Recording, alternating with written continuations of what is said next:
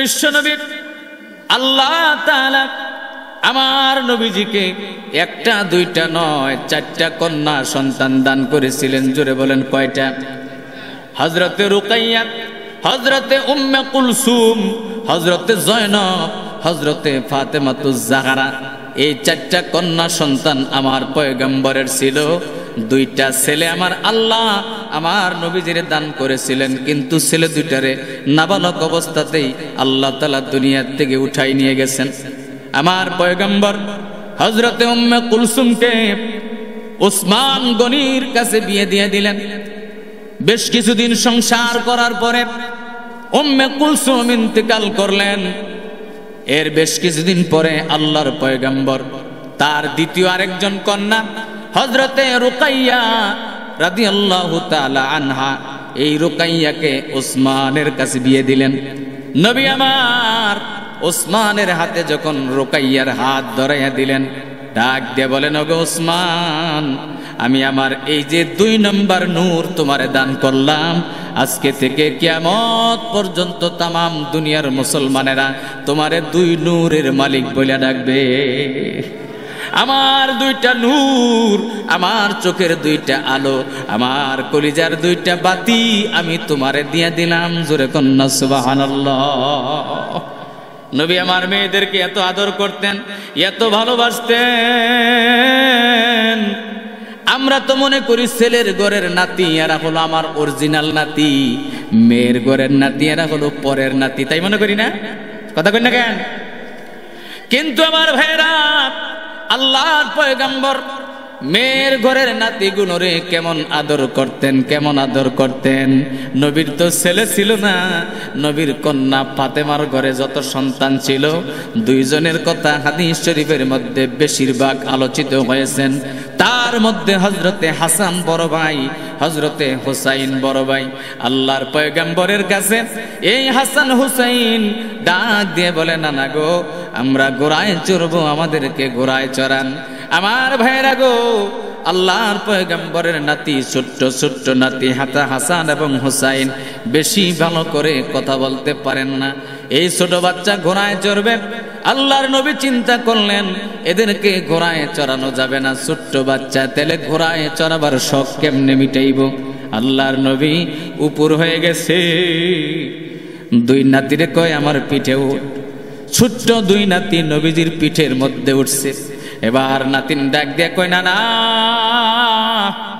গোড়ার মধ্যে তো লাগাম থাকে, আমার গোড়ার লাগাম কোথায়? আল্লাহর নবী তার মাথা মুবারক থেকে কয়েক গোছা চুল, নবীর মাথায় তো বাবরি চুল ছিল কাঁধ পর্যন্ত নামানো, 1 গোছা চুল হাসানের হাতে ধরে দিলেন। ডাক দিয়ে বললেন, ও আমার প্রিয় হাসান, এই যে তোমার গোড়ার লাগাম। আল্লাহর নবীর নাতিন হযরতে হাসান এবং হুসাইন 2 ভাই নবীর পিঠের মধ্যে সোয়ার। আমার বাবা গো, আল্লাহর পয়গম্বরের নাতিন নবীর মাথার চুল ধরে জাকি দেয়।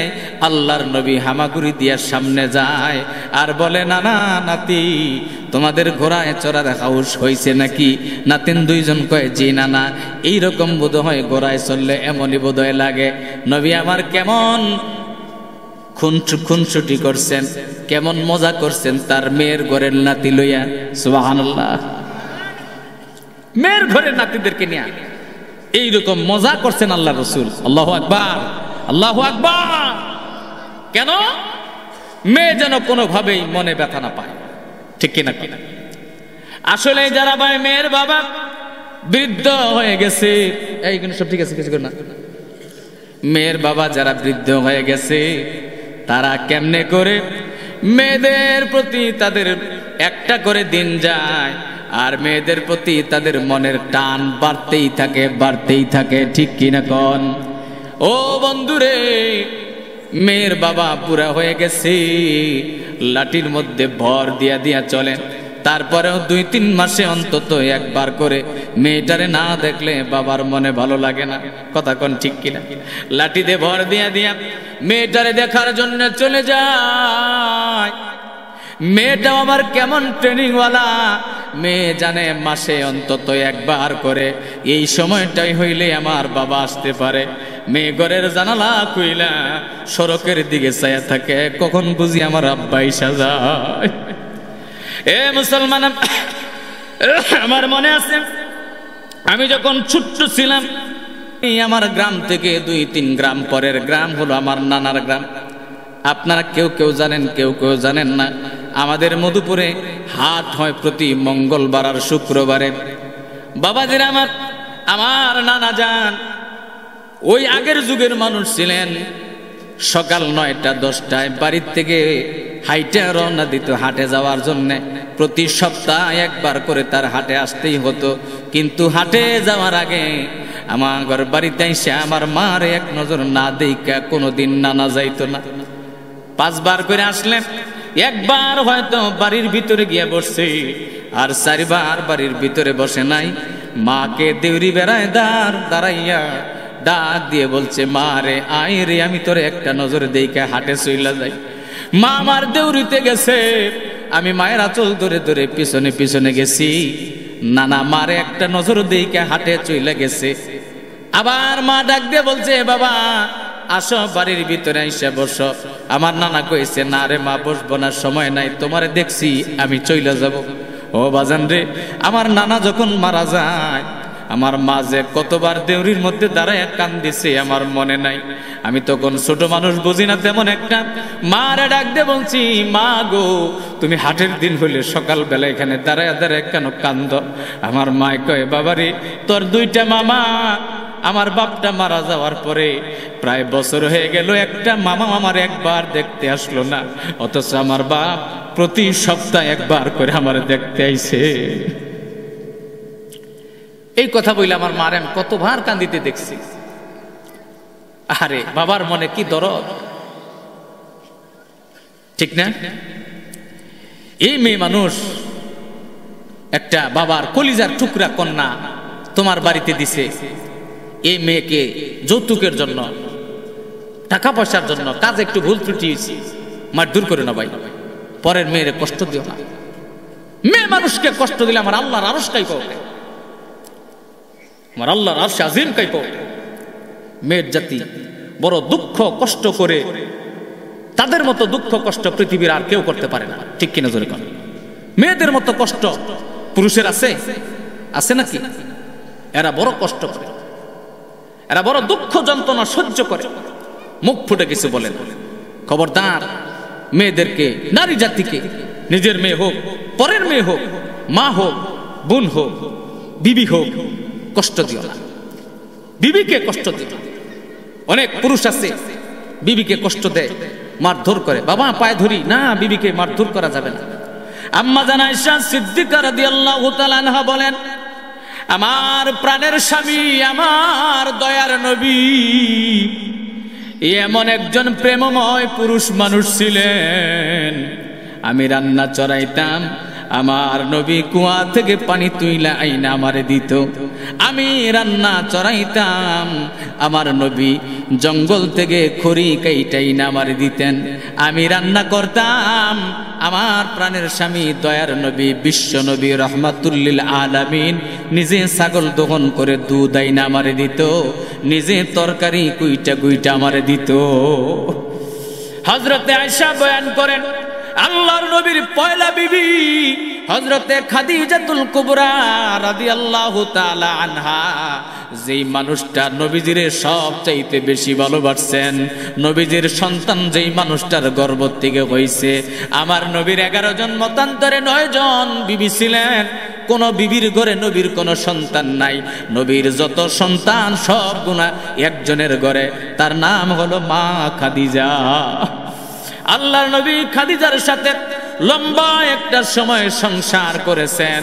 আম্মা জান আয়েশা বলেন, এই খাদিজার ইন্তেকালের পরে আল্লাহর পয়গম্বর বাড়ির মধ্যে যদি কোনোদিন ছাগল জবাই করতেন, কিছু গোশত রান্না করার জন্য দিত, আর কিছু গোশতরে কয়েকটা ভাগ কইরা মক্কা এবং মক্কা শরীফের, মদিনা শরীফের, মক্কায় না মদিনায় নয়, মক্কা শরীফের বিভিন্ন বাড়িতে বাড়িতে যাইয়া খাদিজার বান্ধবী যেখানে যেখানে আছে বৃদ্ধা, ওই খাদিজার বান্ধবীদেরকে গোশত হাদিয়া দিয়ে আসতো। কেউ যদি জিগাইতো, ও নবী মুহাম্মদ, তুমি আমার ঘরে এইভাবে করে গোশত হাদিয়া দাও কেন? নবী আমার চোখের পানি ছেড়ে দিয়া বলতো, আমি আমার বিবি খাদিজার বান্ধবীদের সম্মানে হাদিয়া দিয়ে গেলাম। কোন ছিল খাদিজা? কে ছিল খাদিজা? আল্লাহর নবী হেরা পর্বতের গর্তে ধ্যান করেন। যারা হাজী সাহেব তারা দেখছেন হেরা পর্বতের গুহায় ওঠা কত কঠিন। এখন তো সিঁড়ি বানায় দিছে রে বাবা। আজ থেকে ১৫০০ বছর আগে কোনো সিঁড়ি ছিল না, এবড়ো থেবড়ো ছিল। আল্লাহর পয়গাম্বর ৪ দিন ৫ দিন ১ সপ্তাহ ১০ দিন ১৫ দিন ওই হেরা পর্বতের গুহায় বসে বসে ধ্যান করতো। আর আমাদের আম্মা জান খাদিজাতুল কুবরা প্রতিদিন ২ বার করে রান্না করে করে বাড়ি থেকে ওই গুহার মধ্যে গিয়ে দিয়ে আসতো। গাড়ি ছেড়ে দিয়ে আসতো, হাইটা যাইয়া। কি মোহাব্বত ছিল তাদের মধ্যে! সুবহানাল্লাহ, সুবহানাল্লাহ। বিবিকে কষ্ট দেওয়া যাবে না। এই খাদিজা যেদিন ইন্তেকাল হয়ে গেছে, জাকান্দানি উঠে গেছে, আমার নবীজি খাদিজার মাথার কাছে বসে ২ চোখের পানি দিয়া নবী আমার বুক বাসায়। আম্মা জান খাদিজা বড় কষ্ট করে নবীর চোখের পানিগুলো মুছে দেন। ২টা হাত জড়ে ধরে ডাক দিয়ে বলে, ইয়া রাসূলুল্লাহ, ইয়া হাবিবাল্লাহ, আমি মারা যাওয়ার পরে নবী গো আপনার কাছে আমার ৩টা অনুরোধ থাকবে। জোরে বলেন, কয়টা অনুরোধ? এ পর্দার অন্তরালের মা বোনেরা, দিলের কান লাগে কথাগুলা শুনবেন। আম্মা জান খাদিজা বলেন, নবী আপনার কাছে আমার 3টা অনুরোধ। 1 নম্বর অনুরোধ, আমার কাফনের কাপড়, নতুন কোন কাপড় কিনবেন না। আপনার ব্যবহার করা জুব্বা মোবারক দিয়া, যে কোনো একটা পাঞ্জাবি দিয়া আমার কাফনের কাপড় বানিয়ে দিবেন। 2 নম্বর অনুরোধ, দয়ার নবী গো, আমার মরা লাশখানা আপনার বরকতে হাত দিয়া, আপনার মুবারক হাত দিয়া আমার লাশখানা আপনি কবরের মধ্যে নামাইবেন। 3 নম্বর অনুরোধ, ওগো আল্লাহর নবী,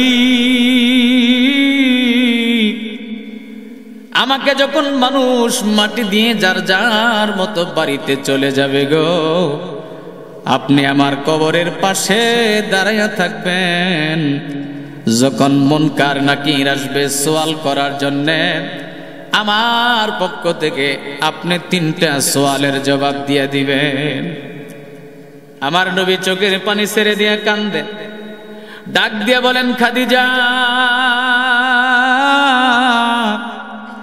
আমি তোমাকে আমার জুব্বা দিয়া কাফন পরে দিতে পারবো গো খাদিজা। আমি তোমাকে আমার নিজের হাত দিয়া কবরেও নামাইতে পারবো, কিন্তু তোমার সওয়ালের জবাব আমি দিয়া দিতে পারবো না। কিন্তু খাদিজা, তোমার কবরের পাশে আমি দাঁড়িয়ে থাকবো, তুমি ভয় না করে জবাব দিবা, কারণ আমি মনে হয় তোমার কোনো অসুবিধা হবে না। তুমি এমন একজন মহিয়সী নারী, যেই মহিলারে আমার আল্লাহ আরশে আজিম থেকে জিবরাইলের মাধ্যমে সালাম পাঠাইয়া দেয়। সুবহানাল্লাহ, সুবহানাল্লাহ। আম্মা জান খাদিজার জন্য আরশে আজিম থেকে রব্বুল আলামিন জিবরাইলের দিয়ে সালাম পাঠাই দিচ্ছে। মারহাবা। আমার ভাইয়েরা, দিলের কান লাগা শুনবেন, অসুবিধা হইতেছে?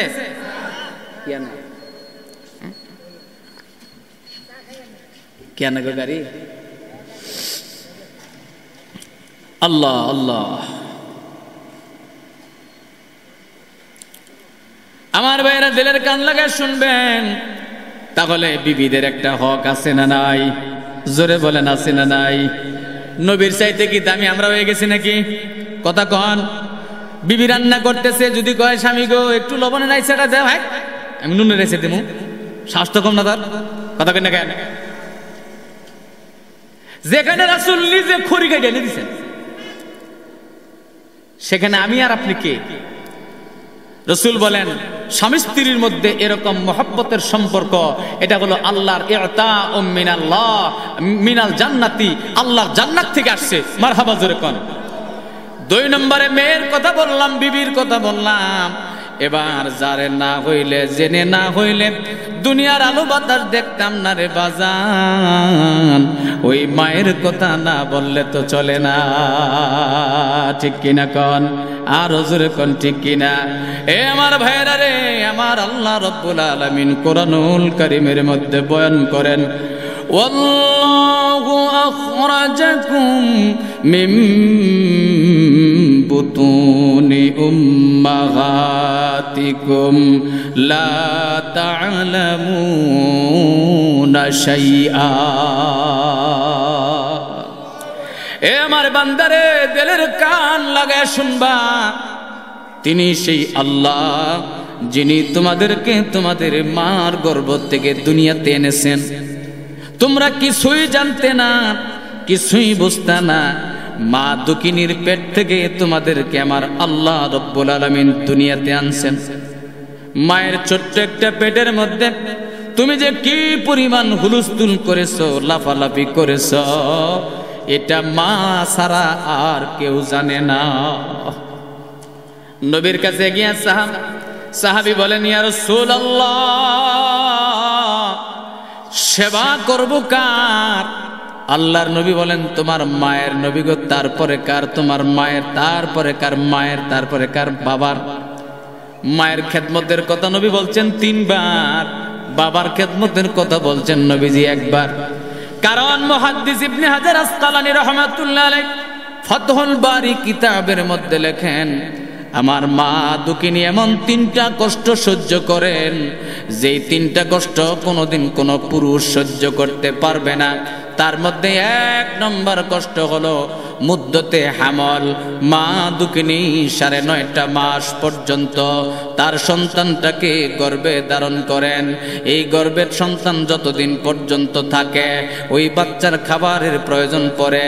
মায়ের শরীরের তাজা তাজা রক্তগুলা আমার আল্লাহ সন্তানের নাভির মধ্য দিয়া, বাচ্চার ভিতর, মায়ের নাভির মধ্য থেকে সন্তানের নাভির মধ্য দিয়া ভিতরে ঢুকাইয়া ওই বাচ্চাটারে মায়ের পেটে একটু একটু করে আমার আল্লাহ বড় করেন। মা যত ভালো মন্দ খাবার খান, মায়ের শরীরে তেমন একটা উপকার হয় না। বা কারণ খাবারের মাধ্যমে শরীরের খাবার যখন আমাদের পেটের মধ্যে যায়, এটার মূল নির্যাসটা এক জায়গায় চলে যায়, আর বুসিগুলা আরেক জায়গায় চলে যায়। বুসিগুলা পায়খানা হইয়া মল হইয়া বের হইয়া যায়, আর খাবারের মূল নির্যাসটা দিয়া আমার আল্লাহ রক্ত তৈরি করেন। এই রক্ত তুমি আর আমি খাইছি মায়ের পেটে থাকতে। এই জন্য ভালো মন্দ খাইলেও মায়ের শরীরের তেমন কোনো উপকার হয় নাই। আর তুমি মায়ের পেটের মধ্যে থাইকা মায়ের কলিজার মধ্যে হাজার হাজার বার লাত্তি মারছো গো।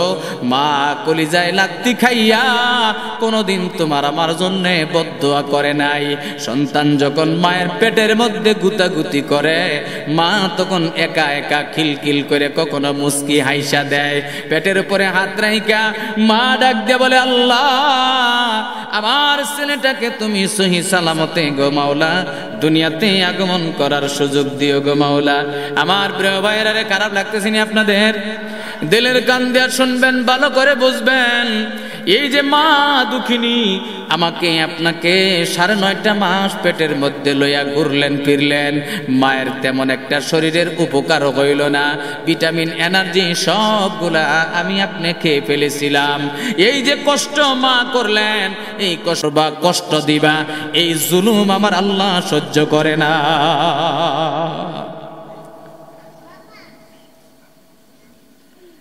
আল্লাহ সব সহ্য করেন, জুলুম সহ্য করেন না। মনে রাখবেন, মনে রাখবেন। জুলুম, অত্যাচার, বিনা দোষে কেউ যদি কারোর উপরে প্রভাব খাটায়, ক্ষমতা খাটায়, আমার আল্লাহ এটা সহ্য করেন। 100 খুন করছেন, আল্লাহ মাফ করে ওলি বানাই দিবে, কিন্তু তুমি জুলুম করবে, আল্লাহ সহ্য করবে না। আবু জাহেল কয়টা খুন করছে? আবু জাহেল তো খুনি ছিল না, কিন্তু আবু জাহেল ছিল জালেম।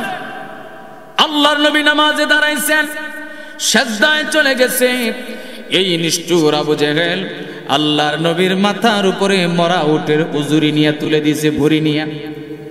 আল্লাহর নবীর প্রতি পদে পদে কষ্ট দিয়েছে, নবীজিকে পাগল আখ্যায়িত করেছে, নবীজিকে জেল কাটাইছে দীর্ঘ 2.5 থেকে 3 বছর।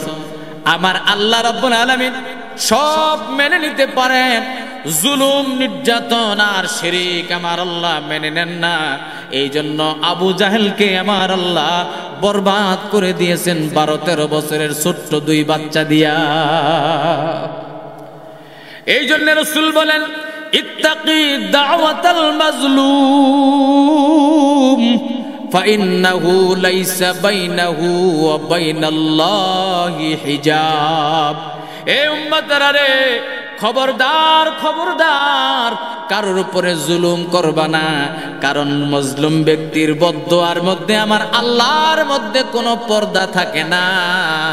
মজলুম কোনোদিন মুখ দিয়া যদি তোমার বিরুদ্ধে বদদুয়া নাও করে, তুমি যত জুলুম তার উপরে করবা, প্রত্যেকটা জুলুমের বিচার আমার আল্লাহ নিজে করায় গন্ডায় তোমার কাছ থেকে করবে। কথা কার? আপনারা কি রাগ করতেছেন? চলবে না ইনশাআল্লাহ? মনে থাকতে বুঝতেছেন তো ওয়াজ? ভালো করে খেয়াল রাখবেন। 3 নম্বরে দাওয়াতুল ওয়ালিদাইনি লি আওলাদিহিমা।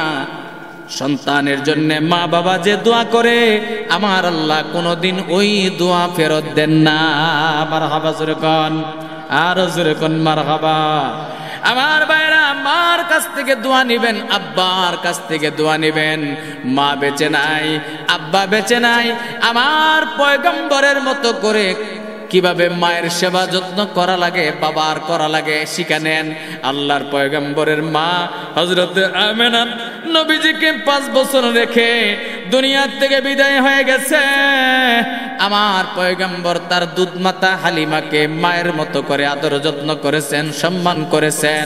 নবী বলেন, তোমার মার বান্ধবী যারা, তোমার মার বোন যারা, তোমার খালা, তোমার মা নাই, তোমার খালাদেরকে যত্ন করবা।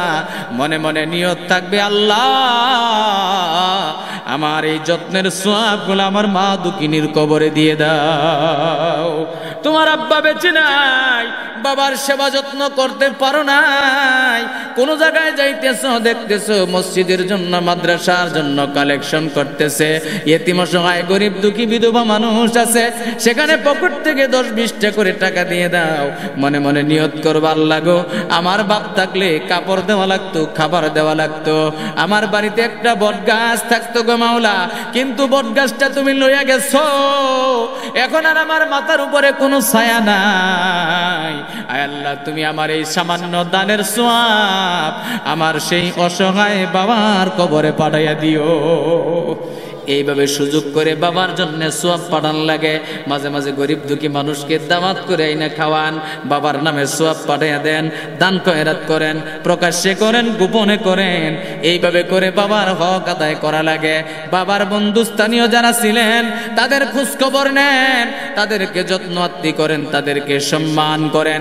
বাবার ভাই যারা চাচা, এদেরকে মোহাব্বত করেন, সম্মান করেন। তাহলে আমার আপনার বাবা যদি আমাদের উপরে সন্তুষ্ট হইয়াও কবরে যাইয়া থাকে, ওনাদেরকে সন্তুষ্ট করার জিম্মাদারি নিয়ে নিব আমার আল্লাহ।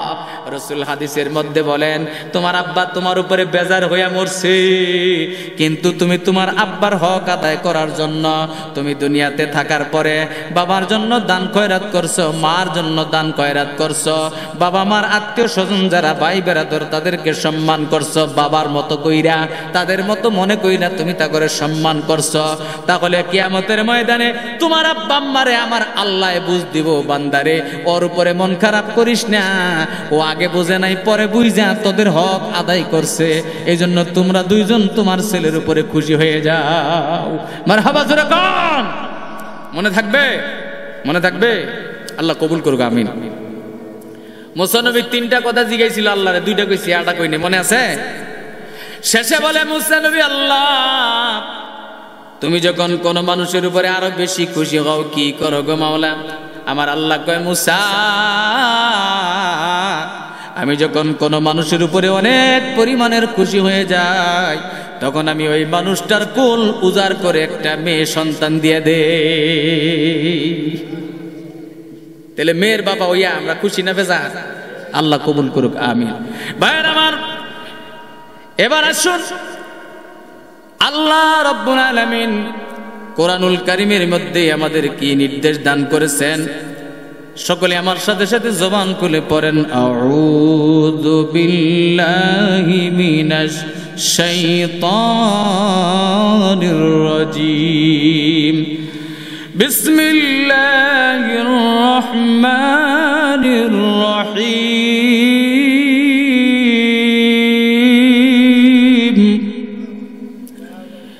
ইয়া আইয়ুহান নাসু উ'বুদু রাব্বাকুম اعبدوا ربكم الذي خلقكم والذين من قبلكم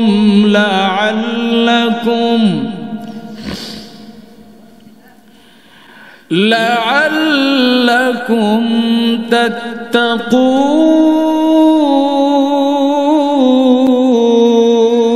تتقون يا أيها الناس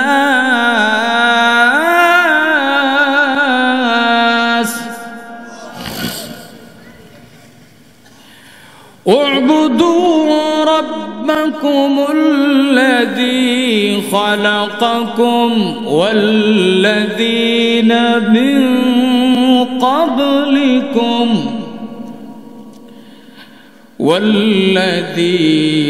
من قبلكم لعلكم تتقون আমার আল্লাহ রাব্বুল আলামিন কুরআনুল কারীমে ডাক দিয়ে বলেন, হে দুনিয়ার মানুষ। কারে ডাক দেয়? আল্লাহ ডাক দিতেছেন কারে? ইয়া আইয়ুহান নাস, হে দুনিয়ার মানুষ। মানুষকে মানুষ বলে কারণ কি? মানুষ শব্দের আরবি হলো নাসুন, ইনসানুন।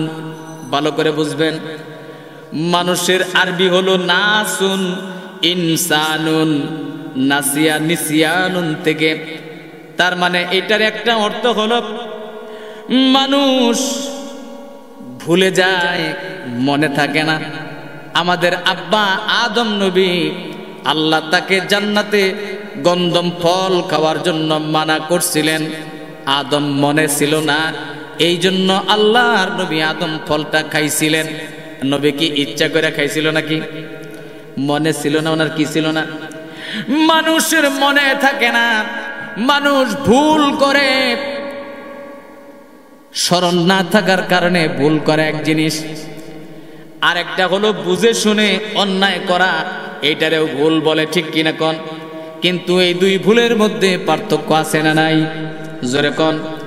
আল্লাহ রাব্বুল আলামিন ডাক দিয়ে বলেন, ও মানুষ, তোমাদের মধ্যে ভুল আছে, তোমরা ভুলে যাও, স্মরণ রাখতে পারো না।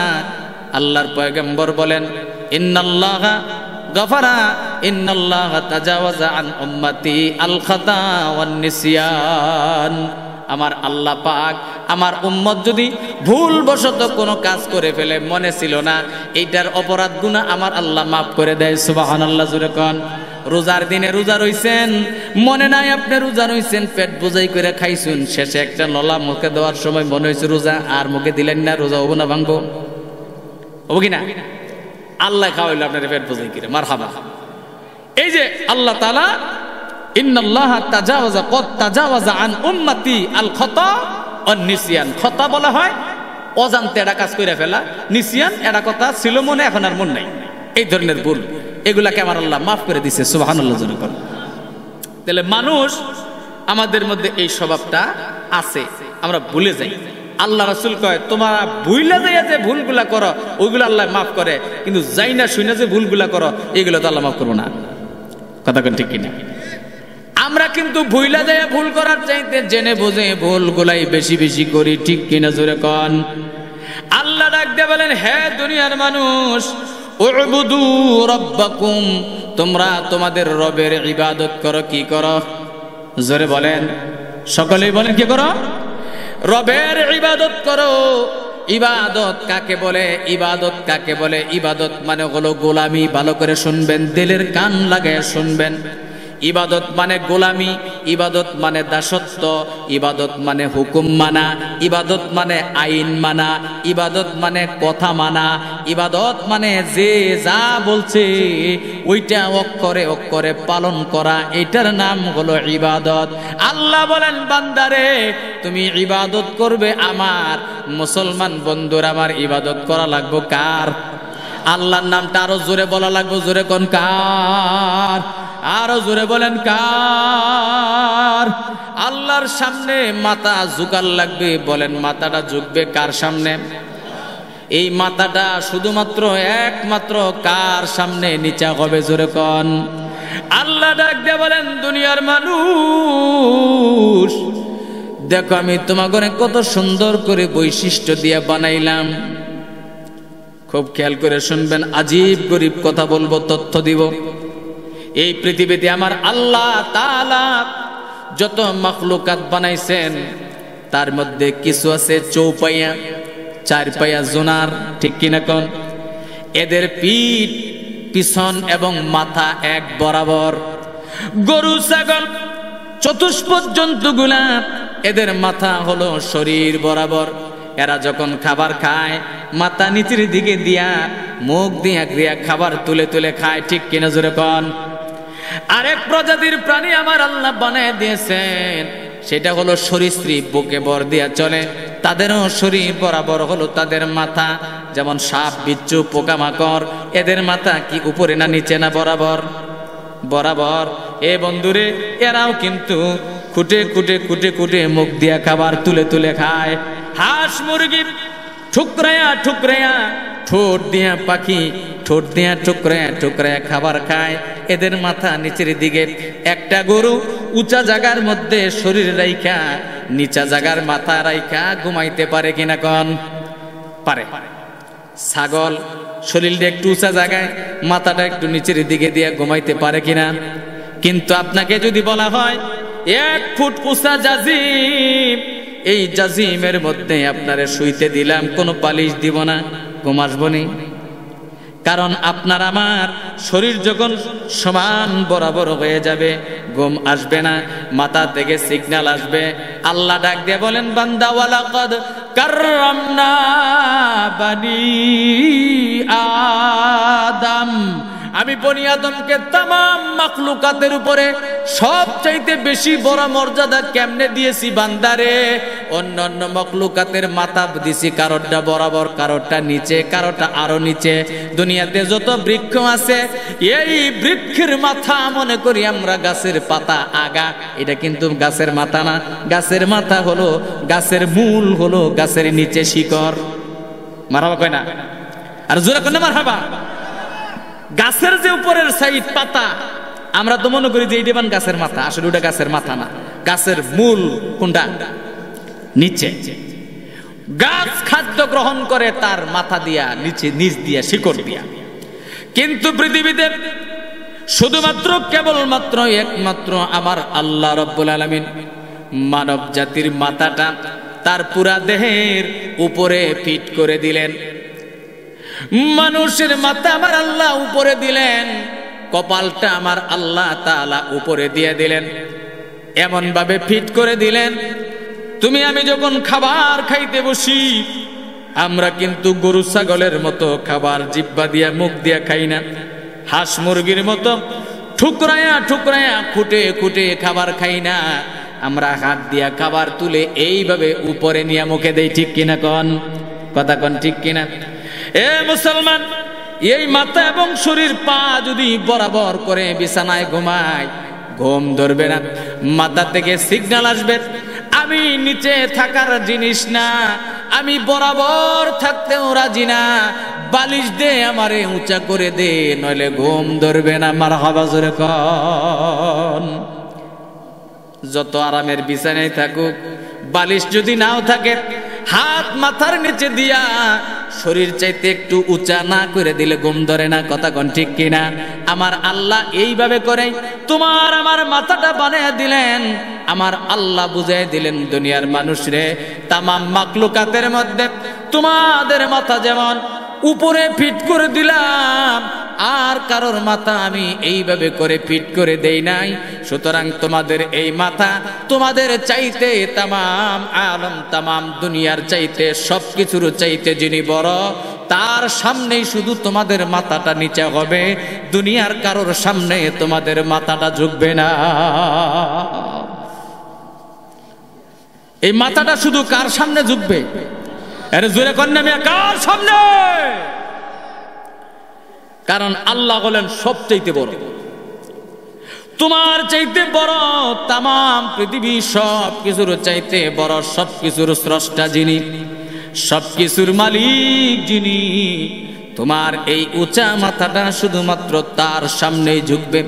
দুনিয়ার কোন নেতার সামনে, দুনিয়ার কোন ক্ষমতাবানের সামনে, দুনিয়ার কোন প্রতিভাবান ব্যক্তির সামনে, কোন সৌন্দর্যের সামনে তোমার মাথাটা ঝুঁকবে না। এ মুসলমান, তাহলে ইবাদত, দাসত্ব, গোলামি, সেজদা শুধুমাত্র কার জন্য হবে? জোরে কোন, আরো জোরে কোন, কার জন্য? আরো জোরে কোন, কার জন্য? এ মুসলমান, কথা অত্যন্ত সংক্ষিপ্ত করে আনতেছি, খারাপ লাগতেছি না আপনাদের? একটু মহব্বতে জিকির করেন আল্লাহ আল্লাহ।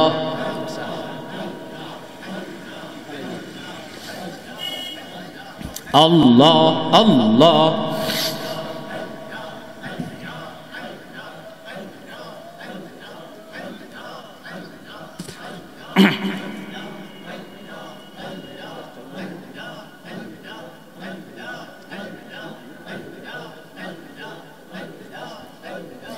আল্লাহ আল্লাহ আল্লাহ আল্লাহ আল্লাহ।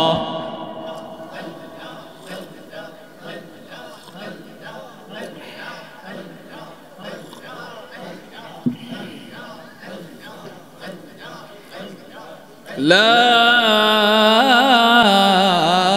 ইলাহা ইল্লাল্লাহ মুহাম্মাদুর রাসূলুল্লাহ সাল্লাল্লাহু আলাইহি ওয়াসাল্লাম। গভীর মনোযোগ দিয়ে শুনবেন, একদম অত্যন্ত দামি কথা। ভাইয়ের আমার, আল্লাহর ইবাদত কেন করতে হবে? আল্লাহ গো, তোমার সামনে কেন মাথা ঝুঁকান লাগবো? আমার আল্লাহ বলেন, কারণ হলো আমি তোমাদের রব, এই জন্য আমার সামনে শুধু মাথা ঝুঁকবে। আল্লাহ, তুমি রব হইছো তাতে কি? তুমি রব তাতে কি?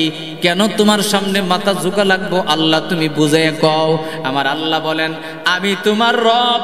আমি তোমার রব মানে কয়েকটা ভাবে আমি তোমার রব। এক নম্বরে তোমারে বানাইছি আমি। কে বানাইছে আমাদেরকে? জোরে বলেন। আল্লাহু খালিকু কুল্লি শাই।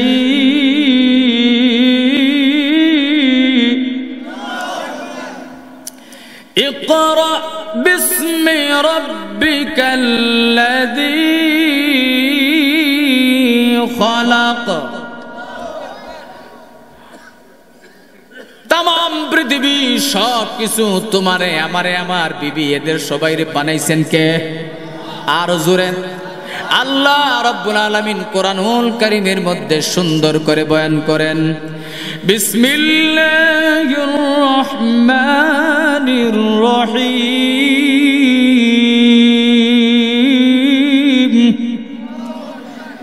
হাল আতা আলাল ইনসানি الدهر لم يكن شيئا مذكورا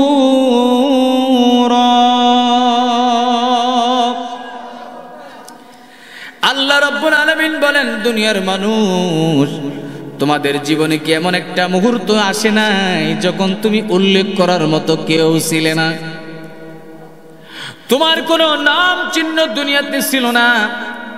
আমি আল্লাহ রাব্বুল আলামিন তোমাদেরকে সুন্দর করে মায়ের পেটে বানাইলাম। মারহাবা জোরে কোন।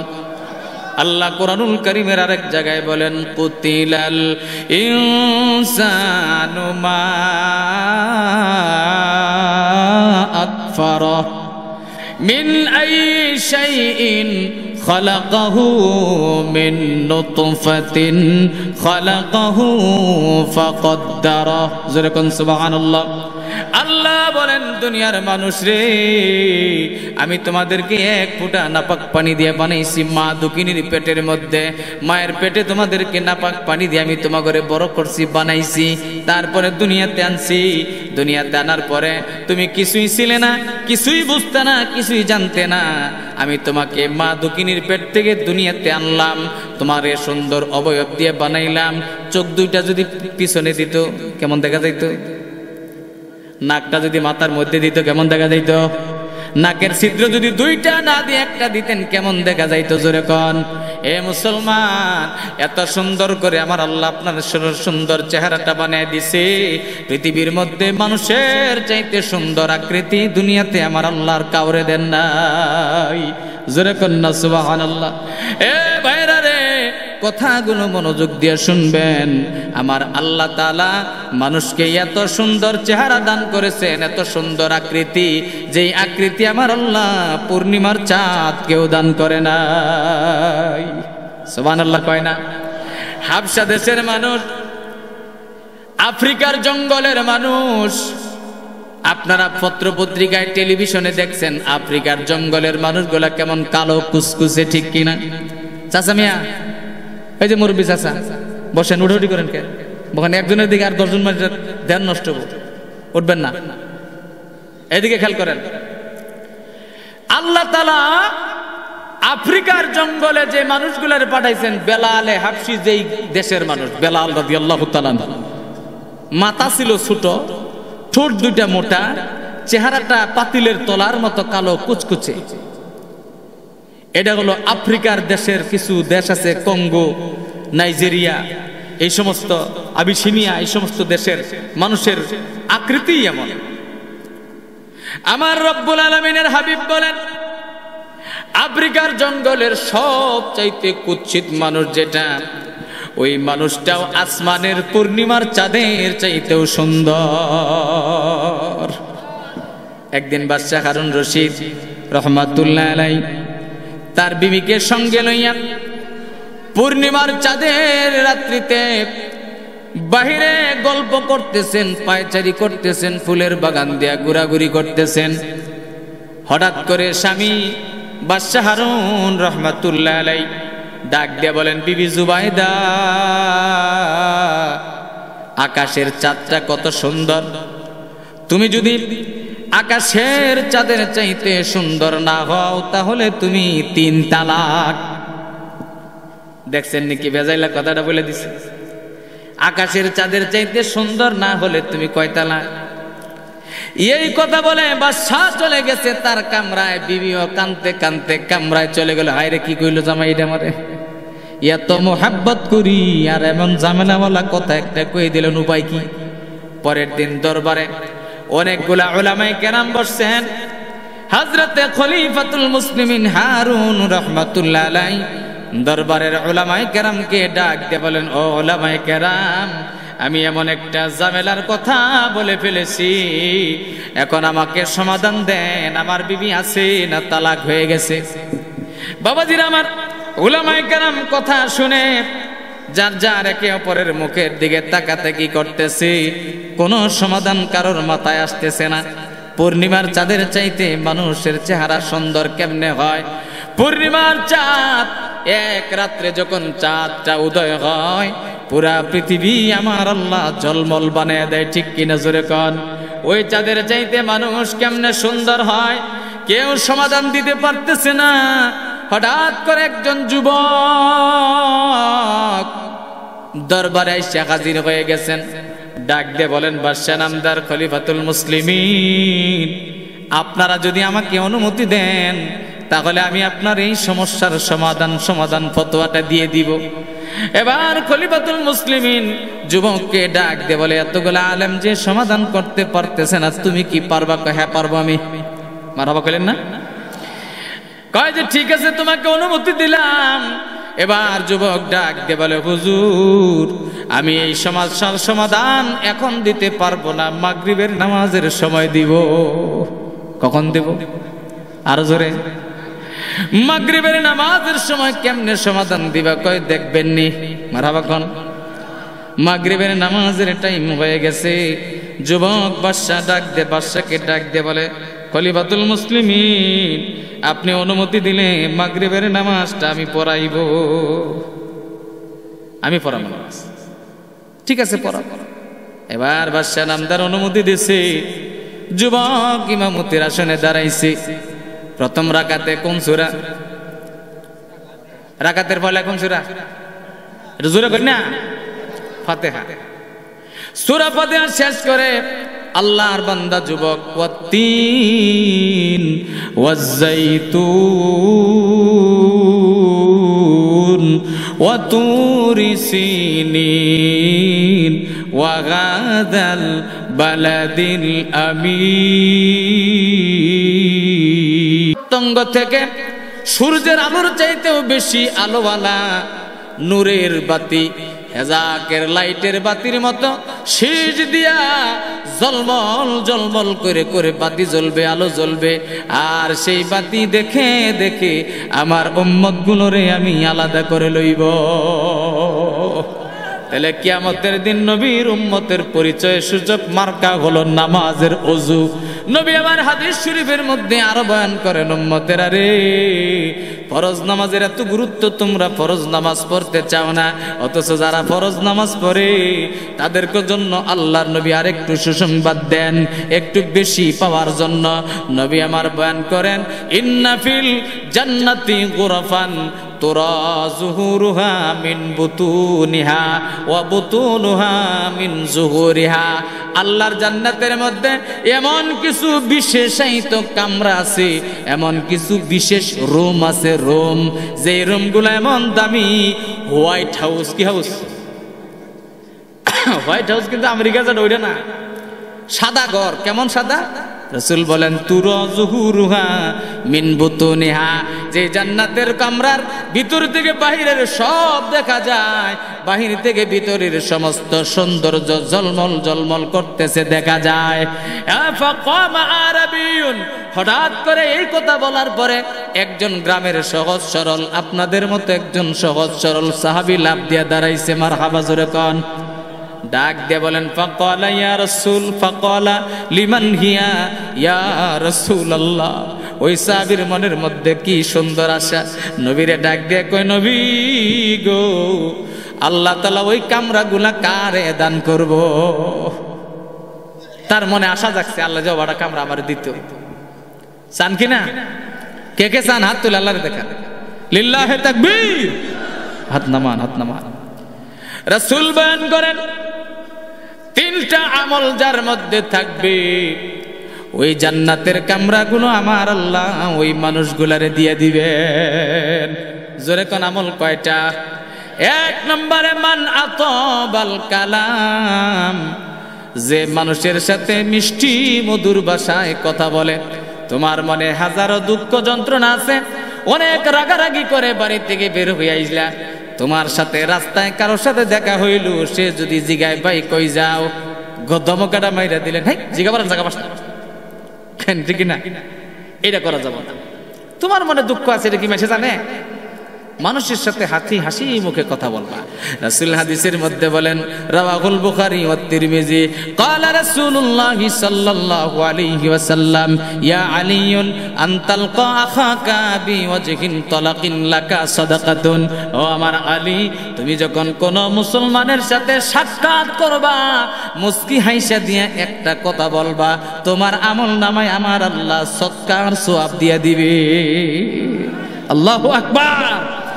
মান আতাবাল কালামা, জবান কথা বলবা মিষ্টি মধুর ভাষায় কথা, কারোর মনে কোনোদিন আঘাত দিয়ে কথা বলবা না। আল্লাহর পয়গম্বরের হাদিসের মধ্যে আজকে পড়াইলাম হাদিস, আল্লাহর পয়গম্বরের সাহাবী জিগায়, নবী গো, একজন মানুষের মিজানের পাল্লার মধ্যে যখন তার আমলগুলো ওজন দেওয়া হবে, সবচাইতে বেশি ভার ওজন হবে কোন জিনিস?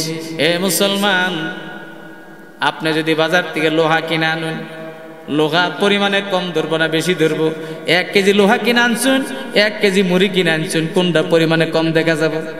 লোহাটাই কম, এতটুকুতেই 1 কেজি, কারণ ওইটা ওজনদার জিনিস, ঠিক কিনা?